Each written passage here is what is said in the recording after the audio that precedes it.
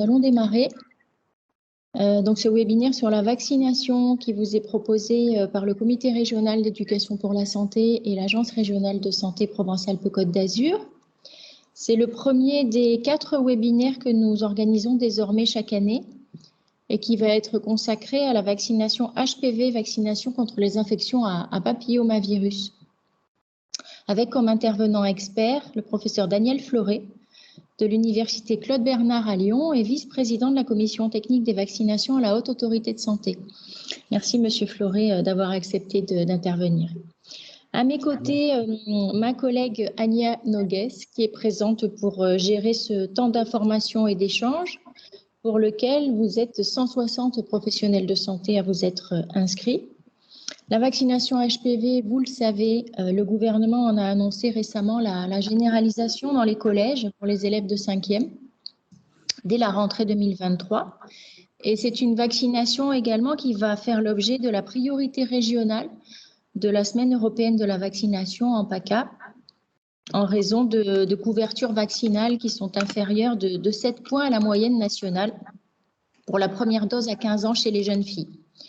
Nous allons donc faire le point avec Daniel Fleuret sur l'infection à papillomavirus et le cancer du col de l'utérus, sur l'efficacité et la sécurité de la vaccination HPV avec des données à travers le monde. Et puis, on évoquera également la vaccination des garçons et les recommandations actuelles. Et puis, dans un deuxième temps, Daniel Fleuret répondra à toutes vos questions. Avant de démarrer, je laisse la parole à l'ARS. Merci, Laure Théron.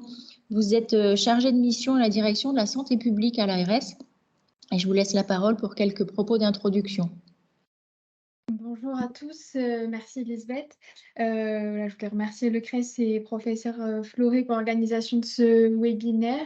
Bon, voilà, je ne vais pas redire ce qu'a dit Elisabeth sur l'importance de cette vaccination dans la région et sur évidemment la thématique, l'objectif national ambitieux qui nous attend pour le deuxième semestre de l'année sur la vaccination dans les collèges. Donc, je vais rendre tout de suite la parole à Elisabeth et je vous souhaite un bon webinaire en tout cas. Et je serai encore présente bien sûr à la fin pour, si je peux, répondre à quelques questions. Merci beaucoup. On reviendra vers vous très certainement au moment des questions. Donc, on a prévu environ 40 minutes d'intervention et puis 20 minutes ensuite pour des échanges. Monsieur Fleuret, je vous laisse la parole. Juste pour dire également que je n'ai pas de conflit d'intérêt vis-à-vis de cet exposé. Alors donc, nous allons parler de la vaccination pour la prévention des infections et des maladies liées au papillomavirus, qui sont des petits virus enveloppés pour lesquels on décompte au moins 200 génotypes que l'on classe en HPV à faible potentiel oncogène, et ce sont essentiellement les HPV 6 et 11, qui sont responsables des verrues génitales, mais également qui peuvent être responsables de lésions malpighiennes de bas grade. Et on les oppose aux HPV à fort potentiel oncogène, qui sont dominés par les HPV 16 et 18, mais il y a également un certain nombre d'autres HPV oncogènes, 31, 33, 35, 40, 45, 51, 53, etc. Et donc, ces HPV sont responsables de lésions précancéreuses et de cancers invasifs, et en particulier du cancer du col de l'utérus, pour lequel ce vaccin a été initialement développé. Alors, en fait, la maladie HPV ne se limite pas au cancer du col d'autres organes. Et ce qui est le plus fréquent en matière de lésions, les HPV, ce sont les verrues génitales. Il y en a à peu près 100 000 cas par an en France, un peu plus chez les femmes que chez les hommes. Et puis le deuxième type d'affection, ce sont les lésions précancéreuses du col de l'utérus, et ensuite le cancer du col de l'utérus. On reviendra sur les chiffres. Ces pathologies, bien sûr, concernant que la femme. Et puis, il y a les lésions précancéreuses vaginales et anales, qui touchent essentiellement les femmes, mais également les hommes pour ce qui est de l'aspect anal. Il y a les cancers, ensuite les cancers ORL. Ces cancers ORL touchent davantage les hommes que les femmes. Il y a le cancer anal. Le cancer anal touche beaucoup plus les femmes que les hommes.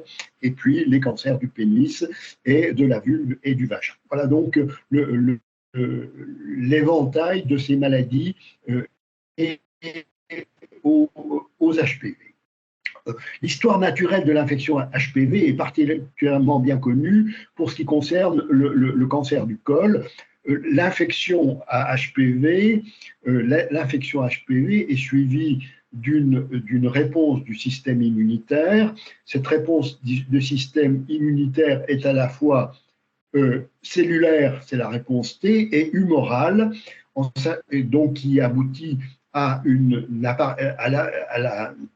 l'apparition d'anticorps anti-L1, qui est la protéine liée à la pathogénicité de l'HPV, en sachant que sur le plan que la réponse humorale est faible.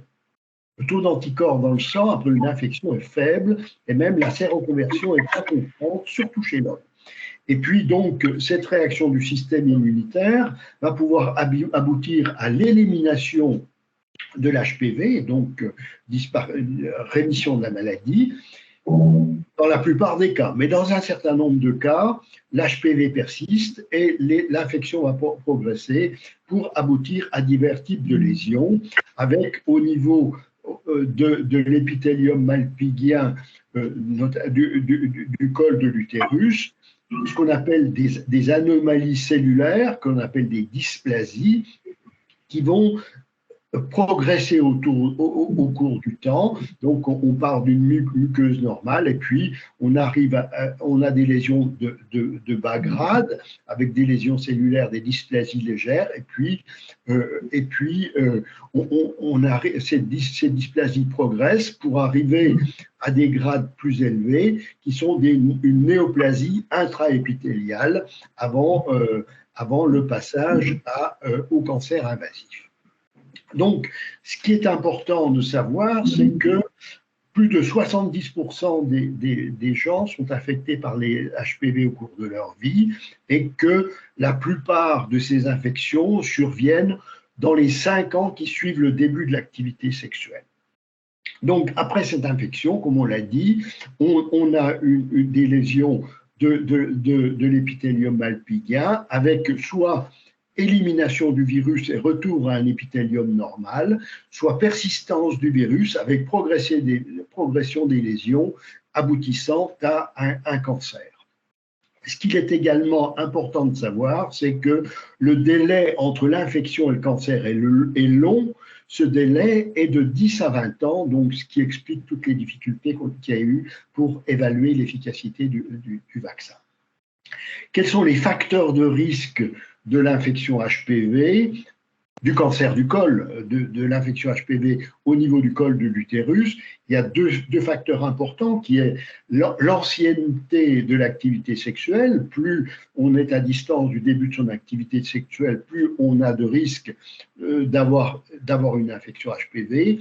Et le deuxième facteur de risque également, c'est le nombre de partenaires sexuels. Plus on a de partenaires sexuels au cours de sa vie, et plus on a de risque d'avoir une infection HPV.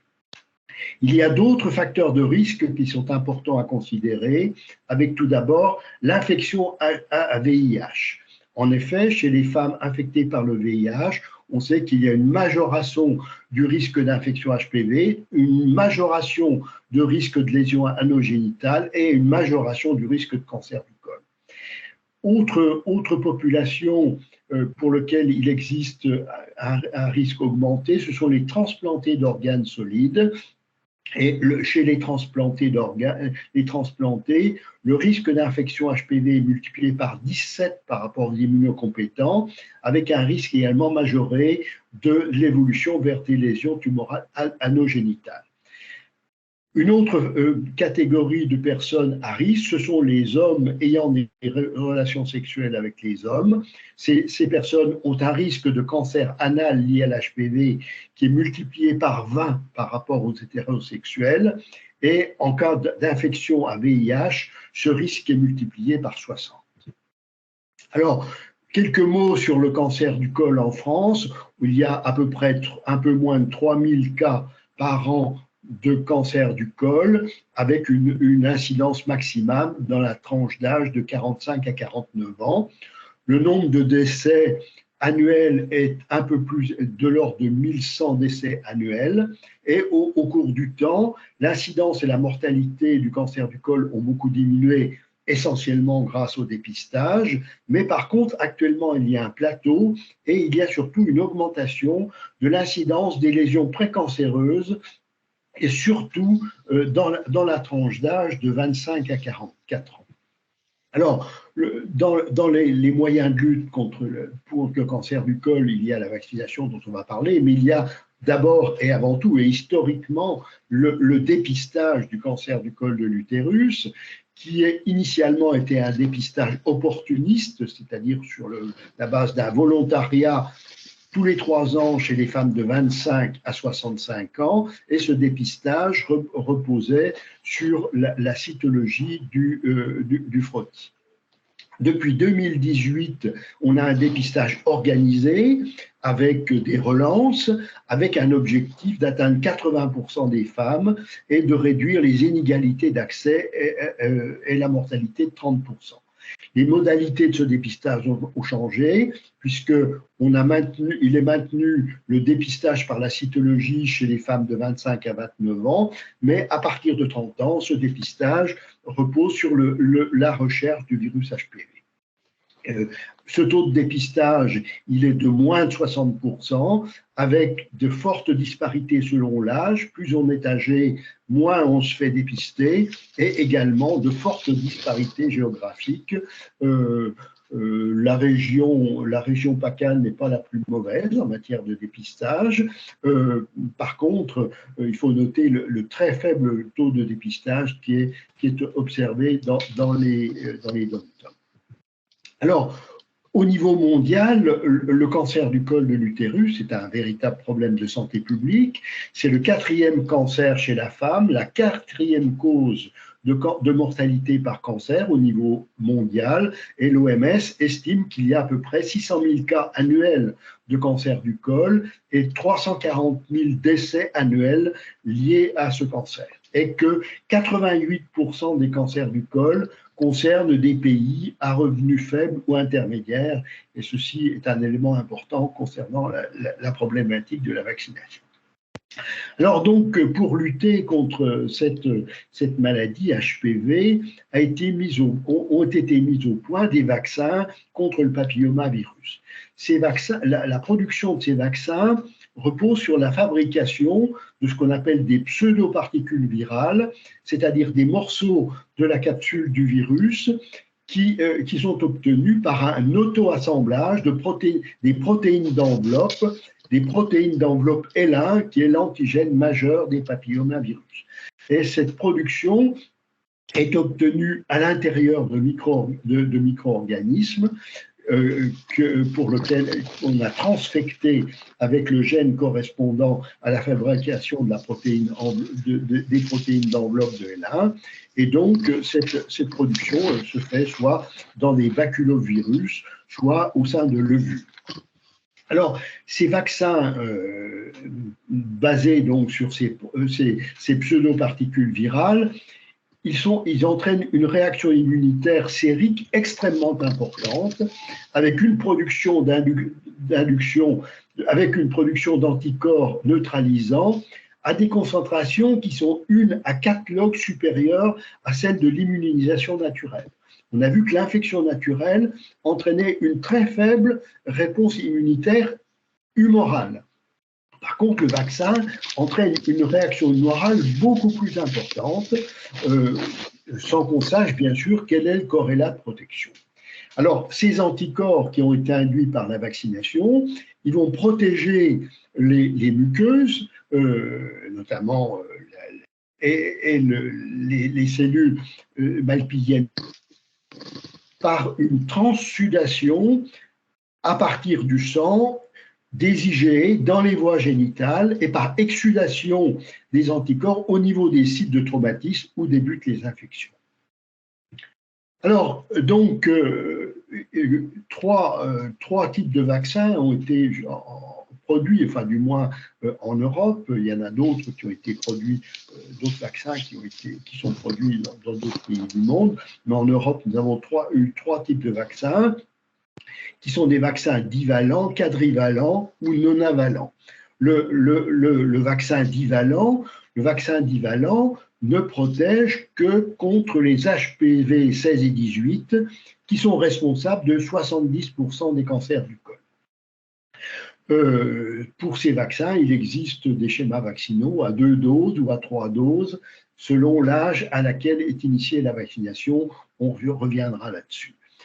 Le vaccin quadrivalent, le Gardasil, est le premier vaccin qui a été mis en disposition commercialisé en France. Il protège donc contre les HPV 16 et 18, oncogènes, mais également contre les HPV 6 et 11, qui sont responsables de 90% des virus génitales. Ce vaccin Gardasil, quadrivalent, n'est actuellement plus disponible en France.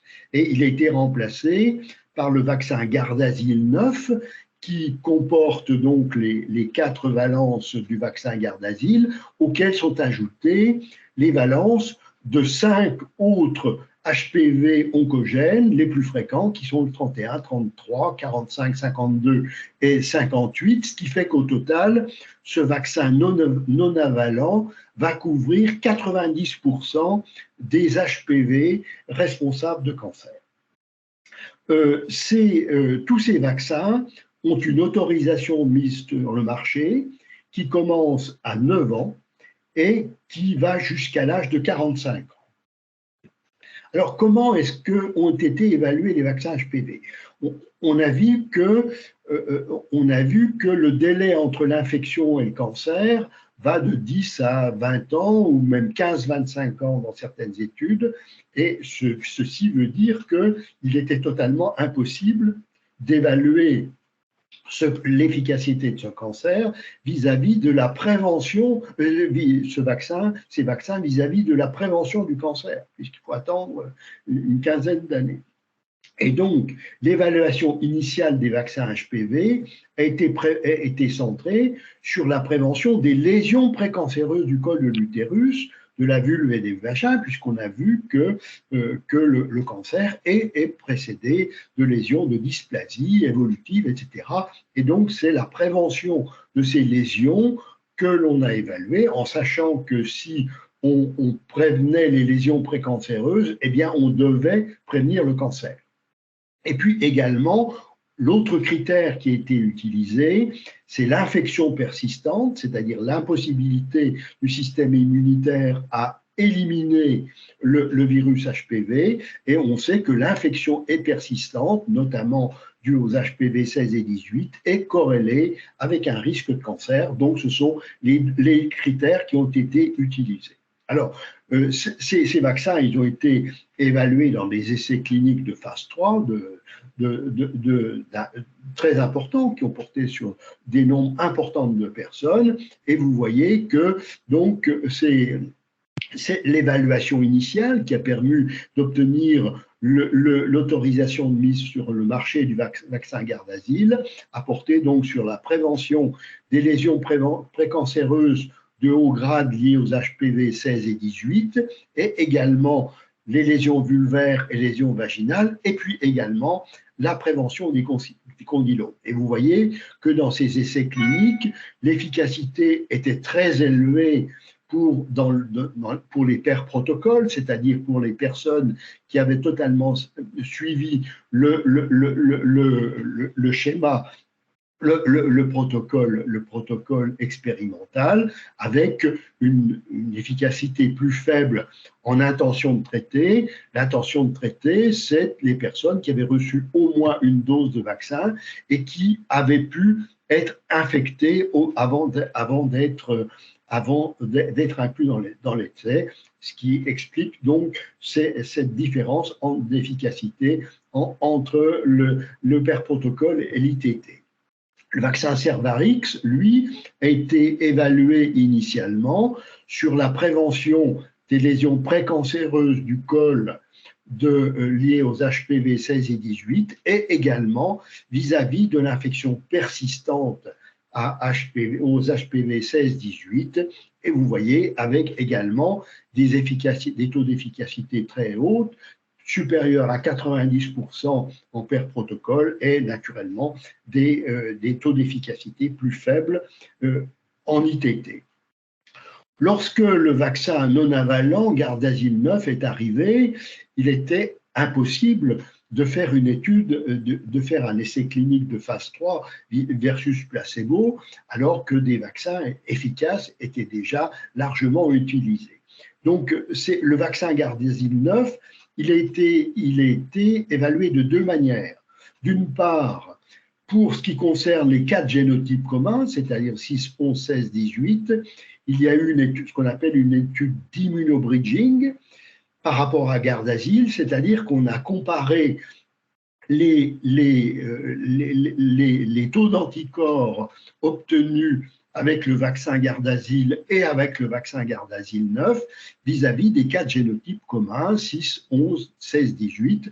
Et cette étude a montré que la réponse immunitaire obtenue avec le vaccin Gardasil 9 était non inférieure à celle qui était obtenue avec le vaccin Gardasil.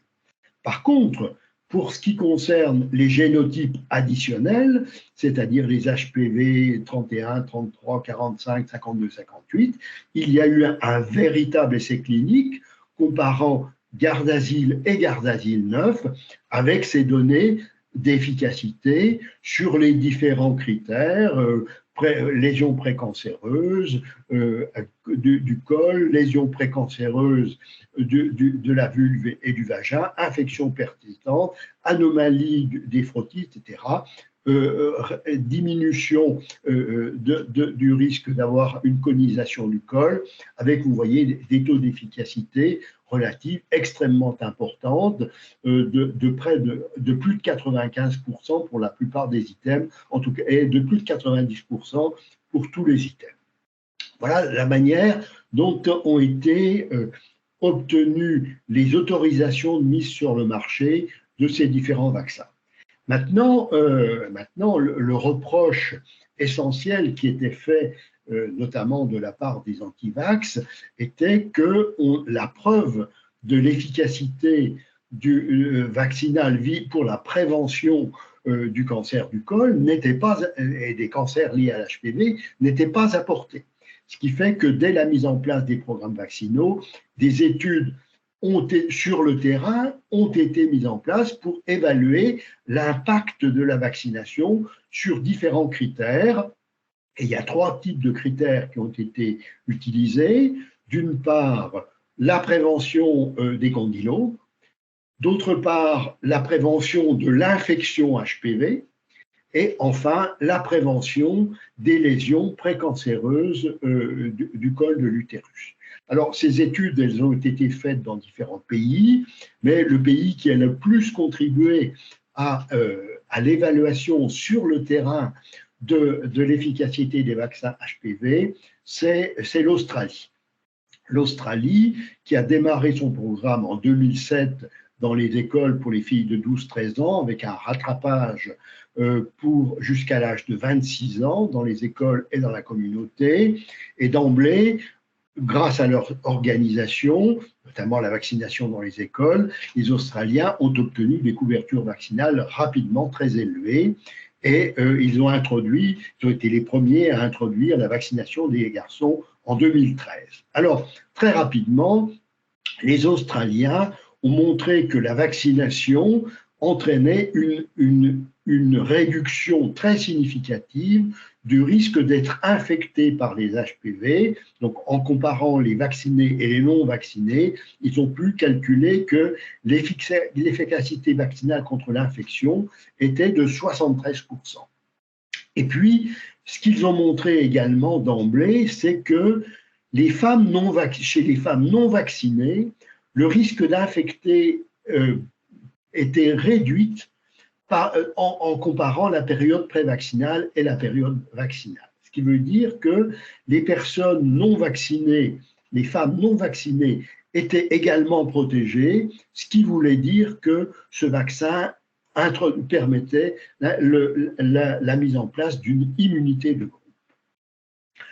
Le deuxième contribution, ça a été la démonstration d'une efficacité vis-à-vis de la prévention des condylomes. Alors, ils ont regardé chez les femmes et dès la mise en place du vaccin, du programme de vaccination, l'incidence des condylomes chez les femmes vaccinées s'est effondrée, notamment avec un impact majeur chez les femmes vaccinées de moins de 21 ans. Ils ont regardé également ce qui se passait chez les hommes et ils ont vu que chez les hommes hétérosexuels, qui à l'époque n'étaient pas vaccinés, il y avait également un effondrement de l'incidence des verrues génitales, notamment dans la population des moins de 21 ans, qui avaient des rapports sexuels préférentiellement avec des femmes du même âge, de moins de 21 ans, donc une très forte diminution. Par contre, chez les hommes ayant des rapports sexuels avec les hommes, les homosexuels et les bisexuels, cette réduction de l'incidence des verrues génitales n'apparaissait pas. Donc, protection, immunité de groupe, mais bien sûr que les hommes n'ayant pas de relations sexuelles avec les femmes ne pouvaient pas être protégés par la vaccination des femmes. Et puis, troisième élément, démonstration d'une prévention des lésions précancéreuses du col de l'utérus. Alors, ça a été regardé initialement dans deux régions d'Australie, avec une efficacité de l'ordre de 50% pour la prévention des lésions précancéreuses de haut grade. Ces études montrant en outre que l'efficacité vaccinale diminuait avec l'âge. Voilà donc ces premières données qui ont donc permis d'établir une forte efficacité des vaccins sur la prévention d'infections et notamment des génotypes 16 et 18, et sans qu'il y ait d'expansion de génotypes de remplacement, ce qui était un peu la crainte. Mais ça n'est pas arrivé. Également, forte efficacité sur la prévention des condylomes, forte efficacité sur la prévention des lésions précancéreuses de haut grade, ainsi que de l'infection persistante corrélée au risque de cancer, et enfin, induction d'une immunité de groupe. Alors, toutes ces études qui ont été pratiquées dans les différents pays ont fait l'objet d'une méta-analyse Cochrane, publié en 2018, et qui a donc permis de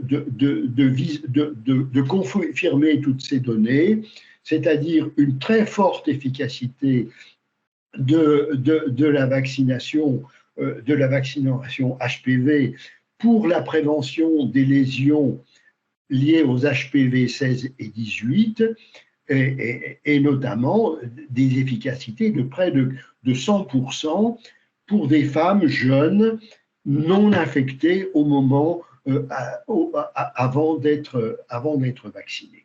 Alors, avec une efficacité qui diminue bien sûr vis-à-vis des autres HPV oncogènes, puisque les vaccins utilisés à cette époque ne ciblaient que le 16 et le 18, mais il y avait quand même un effet préventif, on verra pourquoi. Mais donc une efficacité moindre, et également une efficacité moindre en fonction de l'âge. Plus on est vacciné tard et moins la vaccination est efficace. Et bien sûr, en fonction du statut, bien sûr que les personnes qui ont déjà été infectées avant d'être vaccinées ont une efficacité vaccinale moindre. Donc, pour résumer cette méta-analyse, elle confirmait la forte efficacité pour la prévention des lésions précancéreuses de bas et de haut grade, confirmait que l'efficacité la plus importante était observée vis-à-vis des génotypes 16 et 18 et moindre vis-à-vis des autres génotypes oncogènes, avec une protection maximale pour les femmes indemnes d'infection lors de la vaccination et un niveau de protection qui diminue avec l'âge. Alors, divers schémas vaccinaux ont été utilisés au cours du temps et les vaccins initialement ont été développés sur des schémas vaccinaux à 3 doses. Et puis, on est passé à des schémas à 2 doses qui ont été enregistrés, qui ont obtenu une AMM, ceci grâce à des études d'immunobridging qui ont été réalisées chez des préadolescentes et des adolescentes. Et ces études d'immunobridging montraient que les préadolescentes et les adolescentes vaccinées avec un schéma à 2 doses avaient une réponse immune qui n'était pas inférieure à la réponse obtenue chez les femmes adultes avec une vaccination à 3 doses et chez les femmes adultes pour qui l'efficacité vaccinale avait été démontrée. Donc ceci a permis l'obtention d'une autorisation de mise sur le marché de ces vaccins avec des schémas à 2 doses pour les filles, pour les personnes, on va dire, vaccinées tôt, c'est-à-dire, ça dépendait des vaccins, mais avant les préadolescentes et les adolescentes, au maximum jusqu'à 14-15 ans. Et actuellement, la discussion est celui d'un schéma à 1 dose, mais nous allons revenir sur ce problème. L'effet relativement nouveau, c'est que maintenant, on a un recul. La vaccination a été introduite en 2006-2007, ce qui fait qu'on a maintenant un recul qui est suffisant pour pouvoir avoir des données sur l'efficacité, non pas sur la prévention des lésions précancéreuses, mais la prévention du cancer du col. Et il y a au moins 2 études qui ont démontré ça. Une étude suédoise, à partir du registre suédois portant sur 1 600 000 et quelques mille femmes vaccinées entre 10 et 30 ans, alors qu'elles étaient âgées de 10 à 30 ans entre 2006 et 2017, et vous voyez que chez ces femmes qui avaient été vaccinées avec le vaccin quadrivalent, on a une réduction du risque de cancer qui est globalement de 63%, avec une réduction de risque de 88% chez les filles vaccinées avant 17 ans et une réduction de risque de 53% chez les femmes vaccinées, les filles vaccinées entre 17 et 30 ans. Et puis, deuxième étude, qui est une étude anglaise, les Anglais ayant, eux, utilisé le vaccin divalent, le vaccin Cervarix, les Anglais montrent une très forte réduction de l'incidence du cancer du col, c'est bien du cancer du col, par rapport aux non-vaccinés, et avec une efficacité vaccinale qui diminue en fonction de l'âge de la vaccination. Plus on est vacciné tard, moins la vaccination est efficace. Et les Anglais ont estimé que le programme de vaccination avait quasiment éliminé le cancer cervical chez les femmes nées après le 1er septembre 1995, qui avaient donc été vaccinées entre 12 et 13 ans. Donc là, on n'est plus sur des lésions précancéreuses, on est bien sur la prévention du cancer du col. Alors, maintenant, quels sont les effets indésirables? Le vaccin HPV, comme tous les vaccins, a des effets indésirables dont les plus fréquents sont classiquement les douleurs, l'édème, la rougeur au point d'injection.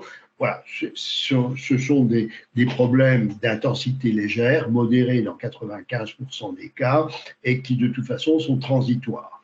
Il y a également des effets indésirables systémiques, de la fièvre, des nausées, des vomissements, agitation, myalgie, diarrhée, et quelques effets indésirables sévères, comme des céphalées persistantes, l'hypertension, gastroentérite, bronchospasme, c'est fait. Et puis les syncopes très fréquentes, liées surtout au terrain d'adolescentes que l'on vaccine. Par contre, la Cochrane a regardé également les effets indésirables, et pour la Cochrane, le risque d'effets indésirables graves est identique entre le vaccin et le placebo. Il y a un léger excès des décès chez les vaccinés, mais le lien avec la vaccination n'est pas établi, et il n'y a pas pu avoir de conclusion sur le risque de vaccination en cours de grossesse. les diverses études ont porté, il y a eu diverses études dont l'objectif était de regarder le lien entre la vaccination et les maladies auto-immunes. En effet, on savait bien qu'en vaccinant une population de préadolescents et d'adolescents et d'adultes jeunes, à l'âge où paraissent les maladies auto-immunes, il y aurait, comme pour l'hépatite B, des coïncidences. Donc, toute une série de cohortes ont été mises en place pour regarder le lien entre vaccination et maladies auto-immunes, et ces études de cohortes ont infirmé ce risque. Alors, il y en a eu en particulier une en France, qui était la cohorte EPIPHAR, joignant la NSM et l'assurance maladie, donc qui a été mise en place au moment où le programme de vaccination a démarré. Et cette étude a montré qu'il n'y avait pas de lien entre la vaccination et la survenue de maladies démyélinisantes du système nerveux central, avec cependant un problème avec une augmentation du risque de syndrome de Guillain-Barré. En sachant que ceci n'a pas été retrouvé dans l'étude canadienne qui a été faite au Canada avec le même type de procédure, et il y a eu récemment une méta-analyse qui a regardé donc le lien entre Guillain-Barré et vaccination papillomavirus, qui a confirmé qu'il n'y avait pas de lien statistiquement significatif entre cette vaccination et le risque de Guillain-Barré. Il y a une petite augmentation du risque, mais un intervalle de confiance qui part de 0,60, et donc une augmentation non significative. Que sait-on de la durée de protection? Elle n'est pas connue, mais cette durée de protection est présumée longue si on se réfère à la cinétique des anticorps. Et en effet, on a un recul de plus de 12 ans après la vaccination par le vaccin Cervarix et le vaccin Gardasil, et ces études montrent que les taux d'anticorps qui baissent initialement atteignent un plateau très élevé, encore une fois, par rapport aux taux d'anticorps qui sont obtenus après une infection naturelle. On a un recul plus faible vis-à-vis de Gardasil 9, bien sûr, puisque ce vaccin est récent, mais on a un recul de plus de 6 ans qui montre la même chose, c'est-à-dire la persistance de taux élevés d'anticorps. On a des données de protection vis-à-vis des HPV 16 et 18 qui a été démontré plus de 11 ans après la vaccination, et ceci quel que soit le schéma vaccinal. Et actuellement, donc, aucune donnée ne permet de prévoir la nécessité de pratiquer des rappels. Alors, donc, initialement, encore une fois, ce vaccin, il a été développé pour la prévention du cancer du col de l'utérus, mais il est quand même apparu, comme vous l'avez vu, que l'HPV, il affecte aussi bien les garçons que les filles, et pour reprendre ces chiffres, on voit que les hommes ont des cancers de l'anus, du pénis, mais également des cancers de l'oropharynx, qui sont significativement plus fréquents chez les hommes que chez les femmes, et au total, 25% des cancers de l'HPV concernent les hommes. Alors pourquoi est-ce qu'on a tardé, enfin du moins dans certains pays, dont le nôtre, pourquoi est-ce qu'on a tardé à recommander cette vaccination chez les garçons? Bien, d'abord, encore une fois, les lésions préférentielles les plus importantes chez les hommes sont les cancers ORL. Or, si vous reprenez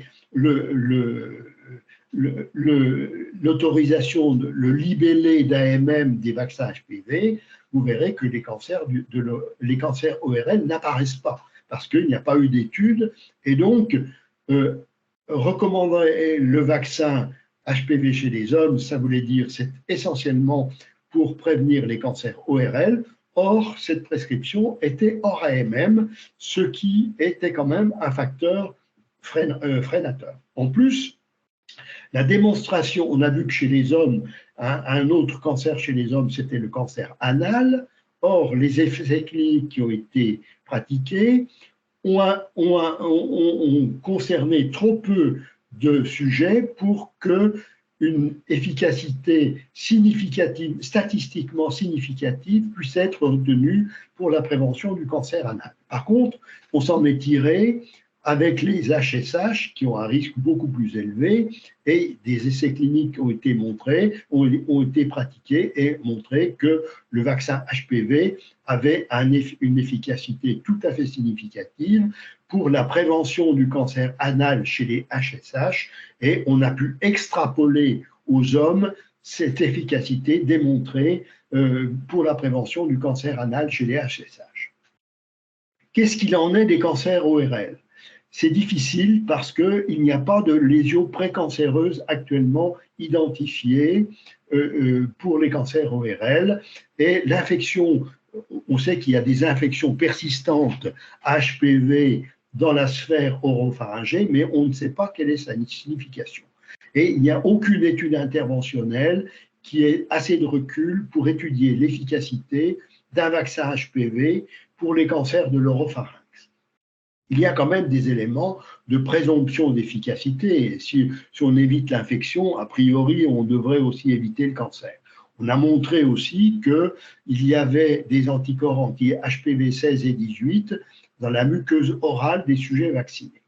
Et puis également, il y a deux études qui ont été faites, l'une au Costa Rica et l'autre au Brésil, et qui ont montré que la vaccination HPV diminuait le risque d'infection orale HPV. Mais encore une fois, c'est infection orale et infection orale persistante, mais dont on ne peut pas quand même affirmer en toute certitude, en toute rigueur scientifique, que ça prévient aussi le cancer. Cancer.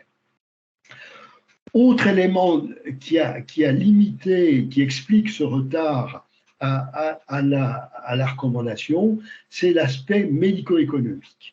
Il n'y a pas eu d'études spécifiquement françaises, mais les Anglais, on sait que les Anglais basent leur politique vaccinale sur le médico-économique. Les Anglais avaient fait une évaluation médico-économique de la vaccination HPV des garçons et avaient conclu que l'extension de la vaccination HPV aux adolescents garçons n'était pas coût-efficace. Et cette évaluation a fait l'objet d'une consultation publique qui a soulevé un tollé en Angleterre, ce qui a amené le JCVI, c'est l'équivalent de la CTV en Angleterre, à revoir ses critères, à bricoler ses critères d'évaluation médico-économique, à comparer la vaccination des garçons à une absence totale de vaccination et non pas vaccination des garçons vis-à-vis de la vaccination des filles. Donc, avec ces contorsions, arriver à dire que la vaccination pouvait être efficace et donc à introduire la vaccination dans leur programme. Et puis, il y a eu d'autres évaluations qui ont été faites, notamment en Allemagne et en Belgique, qui sont intéressantes. Et toutes ces évaluations médico-économiques ont confirmé que la stratégie la plus efficace était celle d'augmenter la couverture vaccinale des filles.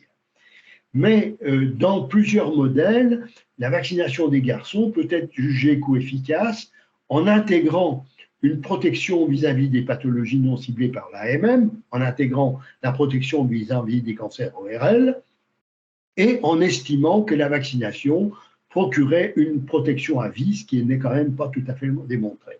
Mais surtout, l'évaluation qui a été faite en Belgique est intéressante. La Belgique a deux régions, la Wallonie qui résonne comme les Français et la Flandre qui résonne comme les Allemands. Donc en Wallonie, la couverture vaccinale HPV est très faible, comme en France, alors qu'en Flandre, elle était élevée.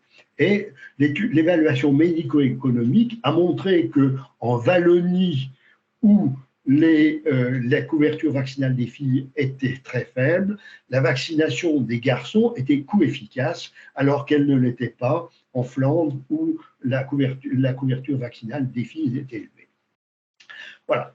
Donc, en fait, ce qui a emporté la décision de vacciner les garçons, ce sont des éléments issus des sciences humaines et sociales, les enjeux éthiques avec l'équité de genre. En effet, la vaccination exclusive des filles est stigmatisante pour les filles et leur fait porter la responsabilité de la transmission de l'HPV, alors qu'on sait bien que les garçons la transmettent autant que les filles.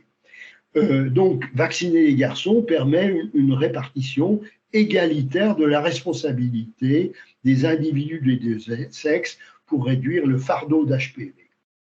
Les hommes représentent 25% du fardeau d'HPV et par conséquent, vacciner les garçons permet de les protéger directement, mais également permet une protection indirecte des filles, alors que cette vaccination n'est acquise qu'en cas de couverture vaccinale élevée. Et puis, si on a une couverture élevée, eh bien, on pourra obtenir plus rapidement un niveau de protection qui profitera aux filles, y compris non vaccinées. L'autre élément éthique, c'était la protection des HSH. On a vu que les HSH avaient un risque d'infection de cancer anal lié aux HPV beaucoup plus élevé. Et donc, on a recommandé la vaccination des HSH en sachant que, puisque les HSH, par définition, ne bénéficient pas de la protection indirecte de la vaccination des filles. Mais en fait, les HSH sont difficiles à atteindre avant d'être infectés parce que les préférences sexuelles ne sont pas révélées à l'âge où la vaccination est la plus efficace. En plus, alors que la vaccination était recommandée depuis plusieurs années, on avait des couvertures vaccinales chez la HSH qui étaient très faibles. Et puis, pour obtenir une vaccination gratuite, il fallait révéler le fait qu'on était HSH et donc révéler son orientation sexuelle, ce qui est un non-respect de la vie privée et d'un risque de stigmatisation, alors qu'une vaccination généralisée, instaurée dès l'adolescence, aurait l'avantage de permettre de protéger les individus des deux sexes, y compris les HSH ou futurs HSH.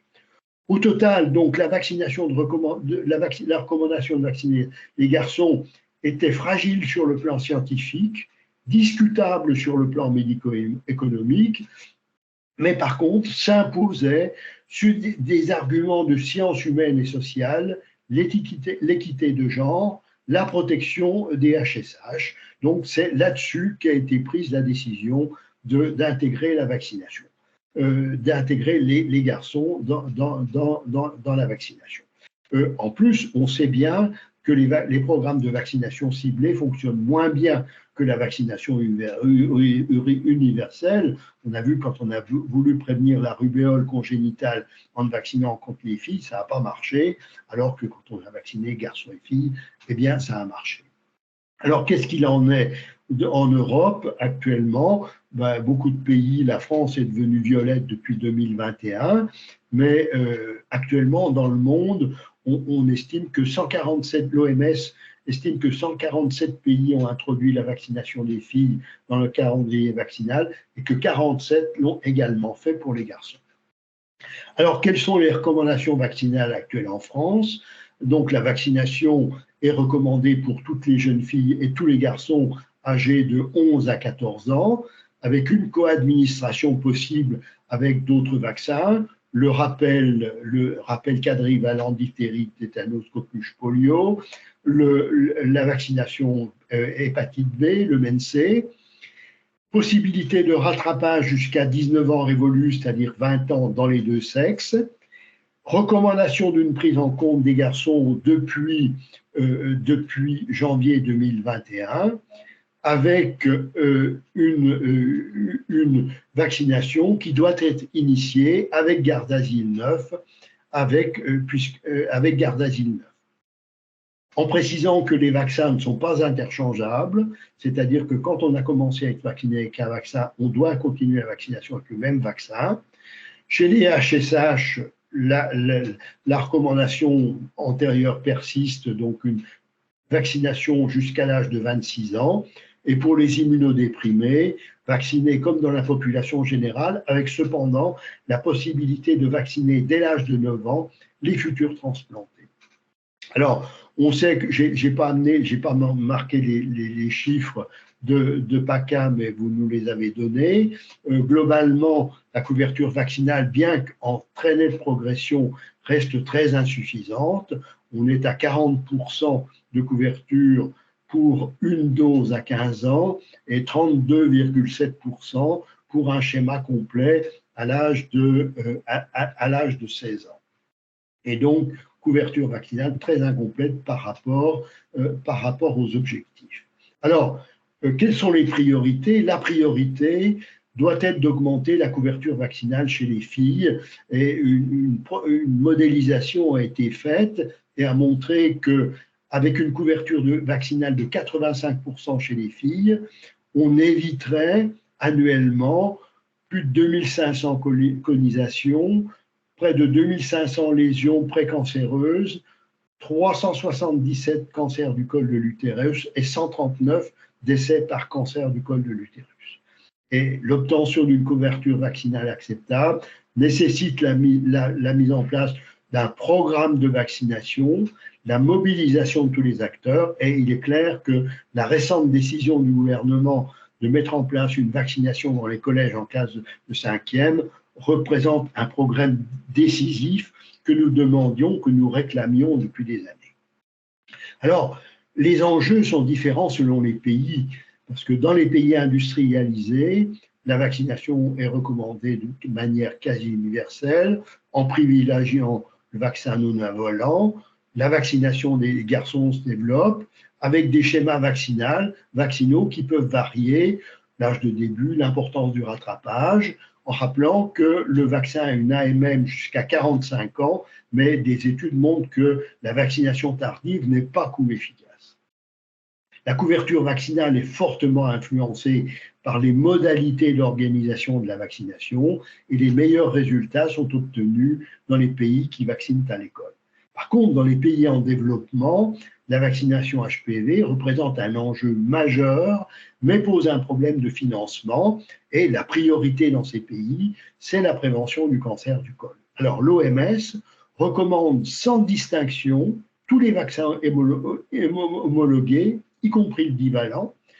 Le divalent, il est très actif sur l'HPV 16 et 18, mais on sait également qu'il procure, grâce au sein adjuvant, une immunité croisée partielle contre les HPV 31, 33 et 45 et moindre contre les autres. Donc, il y a une immunité croisée qui fait que les souches oncogènes autres que le 16-18 sont partiellement couvertes par ce vaccin divalent. Alors, la discussion actuelle, c'est celui du schéma à une dose. C'est parti à partir de deux études, une faite au Costa Rica, qui a évalué l'efficacité vaccinale de personnes vaccinées avec le vaccin divalent à une dose, 2 doses et 3 doses, et vous voyez que le taux d'efficacité pour la prévention de l'infection HPV 16 et 18 n'est pas significativement différente entre les personnes vaccinées à 3 doses et les personnes vaccinées à 2 doses.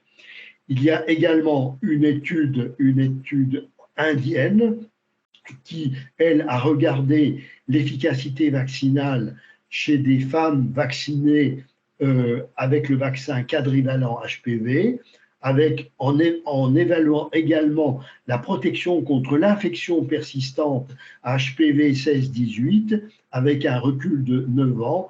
Et vous voyez que là encore, pas de différence significative d'efficacité vaccinale selon que l'on a reçu 1, 2 ou 3 doses. Et ainsi, le JCVI en Angleterre a récemment recommandé la mise en place d'un schéma à une dose et l'OMS récemment, dans une publication récente, estime qu'un schéma à une dose peut être utilisé chez les filles de 9 à 20 ans. Voilà, donc pour conclure, je dirais que le vaccin HPV est probablement un des vaccins les plus efficaces existants. C'est le deuxième vaccin qui protège contre le cancer, après le vaccin contre l'hépatite B. La durée de protection n'est pas encore connue, mais elle est probablement très longue. La plupart des effets indésirables qui lui ont été attribués étaient des fake news, et en notant que le problème actuel, c'est la difficulté à obtenir des couvertures vaccinales élevées dans les pays industrialisés. Il y a ceci du fait de l'âge de la vaccination. C'est facile nulle part de vacciner les adolescents. En plus, il y a des controverses liées au fait que cette vaccination est liée à la sexualité, et notamment avec des réactions des religieux, etc. là-dessus, des controverses, et également des problèmes d'organisation de la vaccination, ce qui était le cas en France jusqu'à une période récente, et on peut penser que cette vaccination dans les écoles va régler le problème. Dans les pays en développement, c'est un problème majeur de santé publique, mais avec un problème de financement. Et ceci étant, ceci pourrait être sûrement amélioré aussi bien dans les pays en développement que dans les pays développés. Le schéma à une dose pourrait aider à obtenir, à améliorer les couvertures vaccinales et aboutir à ce qui est un objectif raisonnable, qui est une véritable éradication du cancer du col. Voilà, je vous remercie. Merci beaucoup, Daniel Fleuret, pour la richesse de cette intervention et cette synthèse des connaissances. Nous avons quelques questions qui ont été posées dans le chat. On va pouvoir les passer en revue si vous le voulez bien. On a mis 26 ans parce que on a prolongé cette période tout simplement parce que on sait que à 14 ans, à 12 ans, les garçons Question sur la modalité du schéma vaccinal. Doivent être HSH. Alors que, bon, les filles, on peut commencer à les vacciner. On recommande de les vacciner entre l'âge de 11 ans et l'âge de 19 ans, 20 ans même. Hein, ça fait 9 ans. Bon, voilà, elles ont 9 ans de réflexion pour se faire vacciner. Voilà, et elles n'ont pas, il n'y a pas le problème de savoir, c'est pas du tout le même problème que chez les garçons. Mais encore une fois, c'est vrai que l'idéal, c'est que les garçons soient vaccinés, et donc les futurs HSH seront vaccinés avant d'avoir eu des rapports sexuels et avant d'être infectés, ce qui est une efficacité beaucoup plus importante. Mais on sait que le vaccin garde une certaine efficacité, même si on a déjà été infecté, parce qu'on n'est jamais infecté par tous les HPV oncogènes en même temps. Concernant les femmes, on ne tient pas compte des partenaires. Hein. Lorsqu'on vaccine une femme contre l'HPV, on ne lui demande pas combien elle a eu de partenaires sexuels. Hein. Bah, je pense qu'il aurait mieux valu les vacciner avant. Encore une fois, le vaccin n'est pas efficace vis-à-vis des virus sur lesquels on a été infecté. Mais on a vu que des HPV oncogènes, il y en a une dizaine. Et donc, si on fait un cancer lié à l'HPV 18, eh bien, on peut ne pas avoir été infecté vis-à-vis de l'HPV 31, etc. Et le vaccin aura une certaine efficacité, mais le vaccin n'aura aucune efficacité vis-à-vis du cancer, hein, c'est clair. Mais bon, ça peut en effet avoir une certaine efficacité pour la prévention des HPV pour laquelle ils n'ont pas encore été infectés. Enfin, quand même, c'est pas à ce moment-là que c'est le plus efficace. C'est en amont qu'il faut vacciner.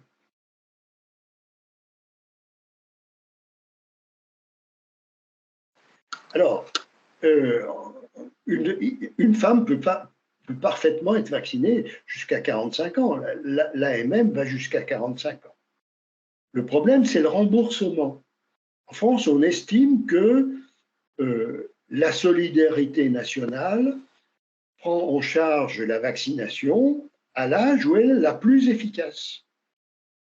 Il est clairement démontré aux États-Unis, c'est des études américaines qui montrent clairement que la vaccination tardive n'est pas coût efficace. Donc, s'il n'est pas un coût efficace, si les personnes veulent se faire vacciner, ok, c'est leur problème, mais ça n'est pas à la solidarité nationale à financer une vaccination qui n'est pas coût efficace et qui aurait dû être faite avant.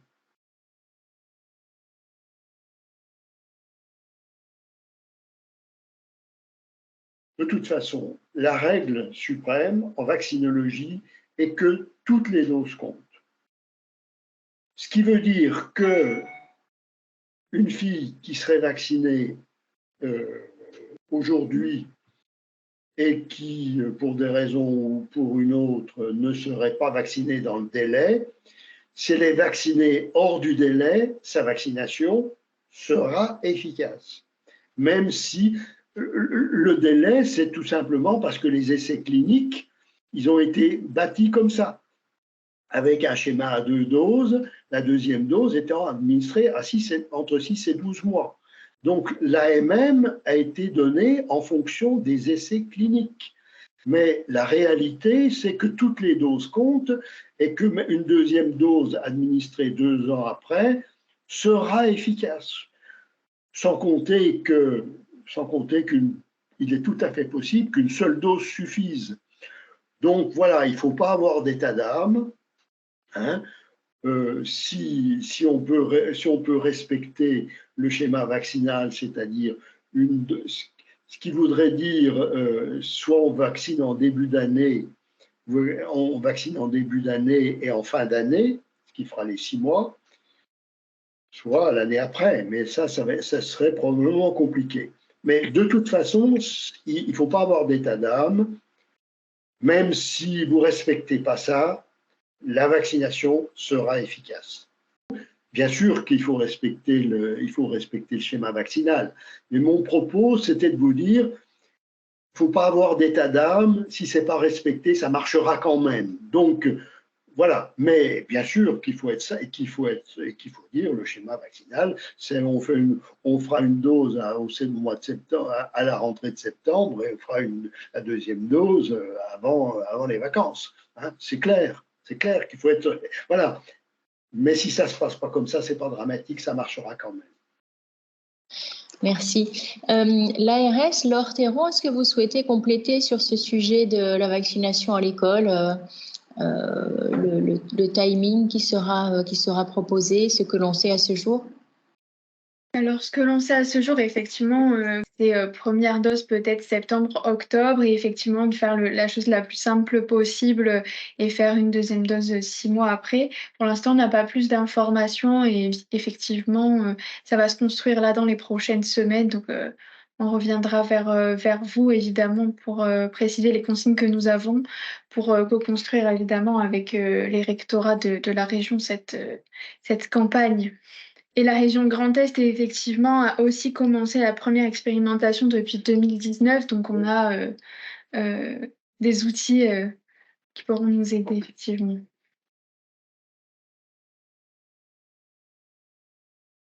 La durée de protection n'est pas connue parce qu'on n'a pas de recul suffisant, mais les éléments dont on dispose laissent à penser que la durée de protection va être très longue. Et actuellement, on a des cinétiques d'anticorps qui vont au-delà de 10 ans par rapport à la vaccination, qui montrent que les anticorps, au-delà de 10 ans, sont en plateau et à un niveau très élevé.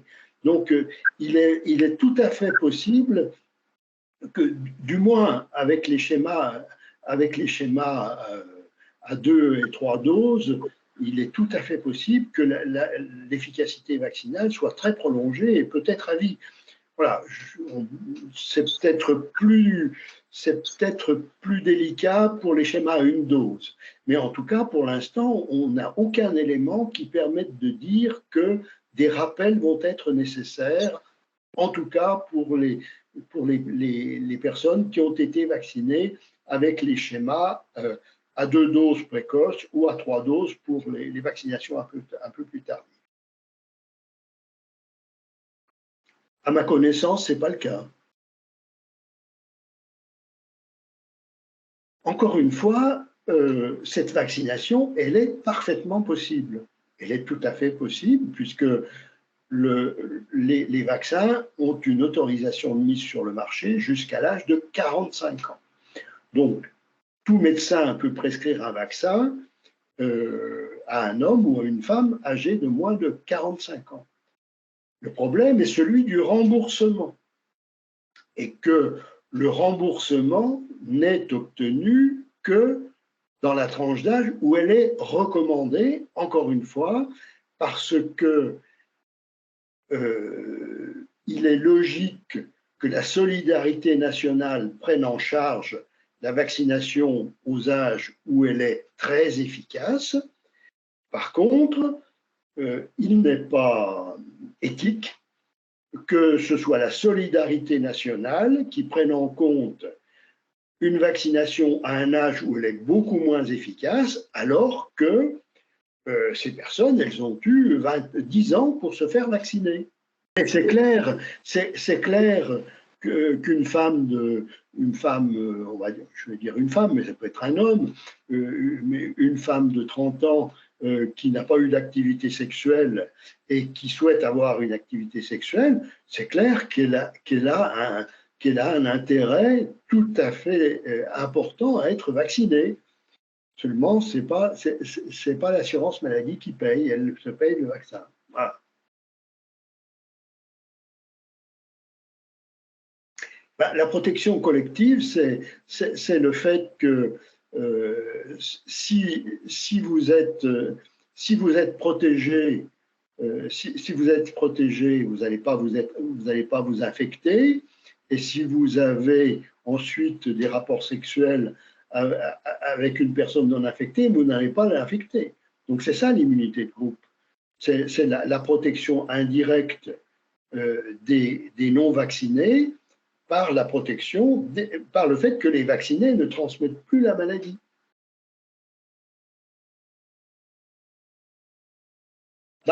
Il est le Cervarix, il est encore, il est disponible, hein, il peut être utilisé. Il n'est pas recommandé.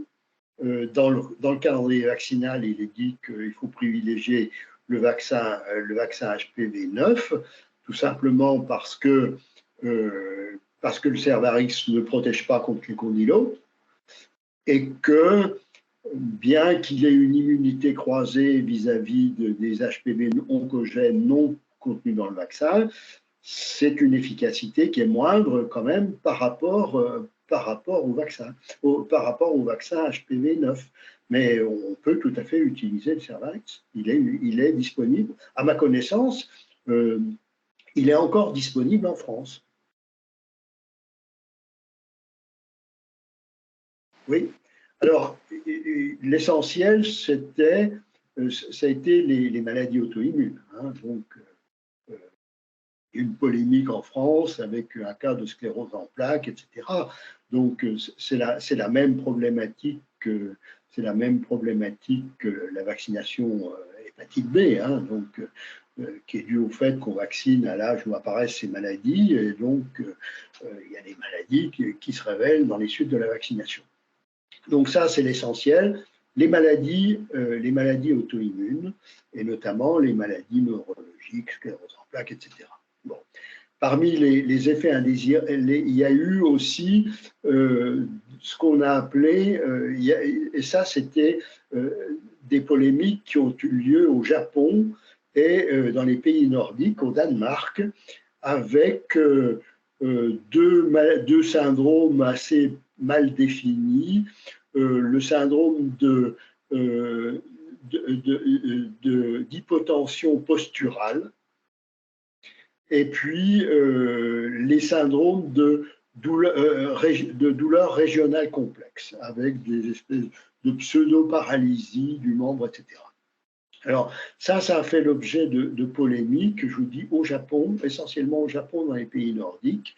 Donc, les effets indésirables, les maladies auto-immunes, notamment sclérose en plaques, maladie démyélinisante, la syndrome d'hypotension posturales, et puis les syndromes régionaux complexes et des morts subites aussi. Hein. Il y a eu des morts subites survenues le lendemain de la vaccination, etc., qui ont été, dont le lien avec la vaccination n'a pas été établi. Voilà.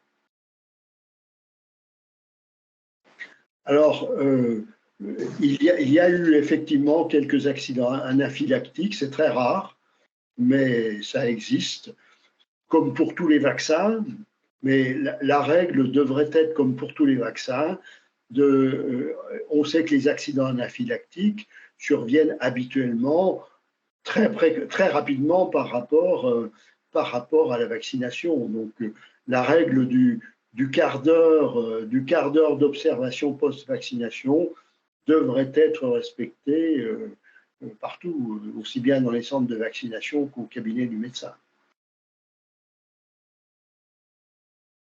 Vous me posez une question un peu délicate. Effectivement, c'est quand même une question de savoir pourquoi les femmes ont plus de cancer anal que les hommes. Je ne répondrai pas à cette question parce que je n'ai pas les éléments pour le dire. Voilà, mais effectivement, le cancer anal est beaucoup plus fréquent chez les femmes que chez les hommes, mais bon, les femmes, on les vaccine, donc si on les vaccine, on va bien prévenir le cancer anal chez elles. Mais bon, encore une fois, pourquoi est-ce que c'est plus fréquent chez les femmes que chez les hommes? Je n'en sais rien.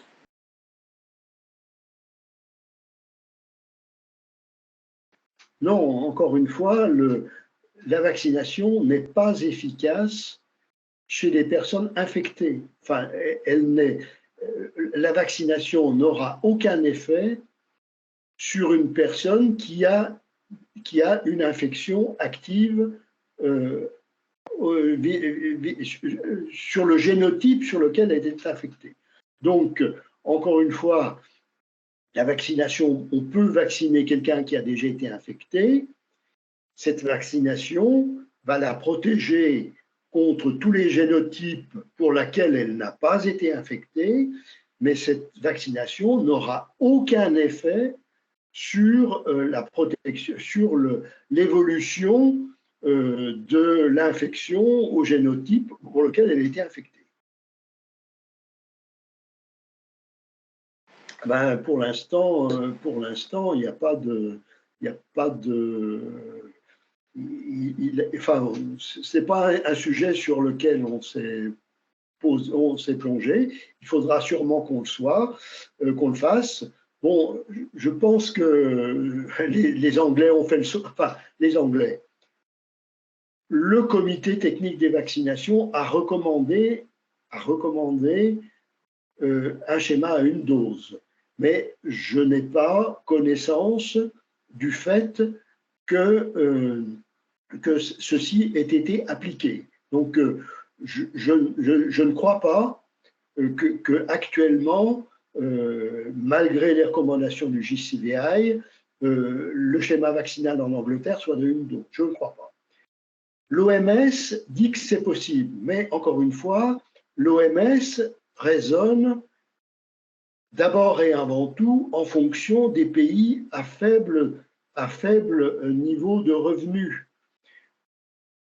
Et on a vu que c'est dans ces pays que le cancer du col est vraiment un problème de santé publique. Donc, pour l'OMS, vacciner à une dose aura forcément, même si l'efficacité n'est pas complète, vacciner à une dose a certainement un intérêt clinique, mais également un intérêt médico-économique qui permettra de protéger un nombre significatif de gens. Donc, ils ne raisonnent pas ils raisonnent pas au même niveau que nous. Voilà. Donc, dans les pays à faible revenu, on peut penser que ça va être mis en place parce que ça permettra de mettre en place des programmes de vaccination et de vacciner beaucoup de femmes. Dans les pays à niveau élevé, je ne suis pas sûr que ce soit mis en place rapidement.